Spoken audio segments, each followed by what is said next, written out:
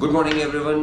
मैं Neelabh summer foundation से और आज हमारे साथ हैं doctor Prashant. Welcome sir. Doctor Prashant is a very renowned psychiatrist.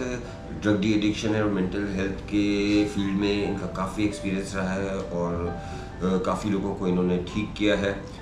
और ये मेरी खुशकिस्मती कि सर ने आज हमारे लिए समय निकाला, हमारे साथ बैठे हैं। मैंने सोचा था कि काफ़ी टाइम से सोच रहा था सर कि आपसे बातचीत हो पाए। हम लोगों को चाह रहे हैं कि थ्रू दिस मीडियम लोगों को एजुकेट करना about the treatment of mental health, drug addiction और इससे रिलेवेंट जो भी प्रॉब्लम्स आ रही होती हैं। कई बार ऐसा होता है सर, मैं इसी बारे में आपसे 2-3 चीज़ें पूछना चाह रहा था। अक्सर ये देखा जाता है सर, जैसे कि परिवार जो है, जो मैंने देखा है, परिवार अगर किसी के परिवार में, फैमिली में किसी को कोई मेडिकल प्रॉब्लम आती है, फॉर एग्जांपल किसी के बीपी बढ़ गया, डायबिटीज़ हो गई, लिवर प्रॉब्लम आ गई और भगवान न करे कभी को हार्ट प्रॉब्लम्स आ जाती हैं या सर्जरी, ऑपरेशन, ऐसा जो भी हो रहा होता है, तो उसके लिए तो परिवार तुरंत एक्ट करता है।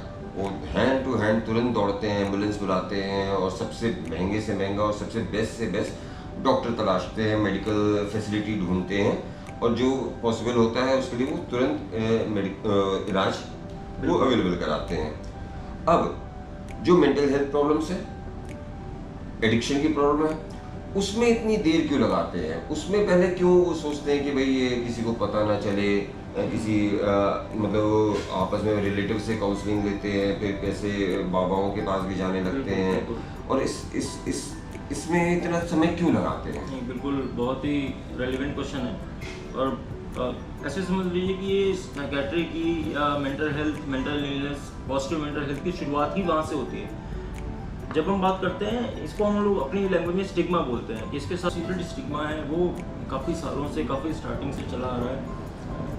अब जैसे ऐसे समझिए कि जैसे हमारा दिमाग जिन चीज़ों को समझ नहीं पाता, जिनके जवाब नहीं जल्दी से खोज पाता, वो उनको या तो नेगलेक्ट कर देता है या उनसे डर पैदा करने लगता है कि ये। अब मेंटल इलनेस में जैसे समझिए कि मरीज भी ऐसे हो जाते हैं कि वो इस वजह से बाहर आने से डरते हैं कि सामने वाला पता नहीं किस तरह से जज करेगा। तो जज ना, पीपल कैन इजली जज, बट उसको डीपली समझना, उसके बारे में जानना कि ये लक्षण है, ये एक प्रॉब्लम के अंतर्गत, जैसे कि एक फिजिकल प्रॉब्लम्स हैं, डायबिटीज़ में जैसे सिम्टम होते हैं, ज़्यादा यूरिन आता है, भूख ज़्यादा लगती है, वजन कम होता है, वैसे मानसिक बीमारियाँ हैं, उनके अपने लक्षण हैं। अगर इसको एक नॉर्मल मानसिक बीमारी की तरह लिया जाए तो इसका भी इलाज देखिए बहुत अच्छे तरह से संभव है। पर जैसे कि मैंने बताया कि इसके साथ जो एसोसिएटेड स्टिग्मा है वो दूर होना बहुत ज़रूरी है। इसमें मीडिया का रोल सबसे ज़्यादा रहा है। कई सारी मूवीज़, कई सारे ऐसे सीरियल्स रहे हैं जिनमें बहुत नेगेटिव पिक्चर प्रेजेंट करी गई है। बट जैसे अभी ग्रेजुएट कुछ सालों में हम देख रहे हैं कि काफ़ी मूवी स्टार्स, क्रिकेट प्लेयर्स और काफ़ी लोग बाहर आके बात कर रहे हैं अपनी स्ट्रगल के बारे में, किस तरह से वो डिप्रेशन, एंग्जाइटी से उन्होंने फेस किया, कैसे उन्होंने इसको टैकल किया, कैसे डील किया। तो होपफुली ग्रेजुअली जैसे जैसे समय आगे बढ़ रहा है, मुझे उम्मीद है कि स्टिग्मा धीरे धीरे कम होता जाएगा और लोग इसके बारे में बात करेंगे और जानने की कोशिश करेंगे।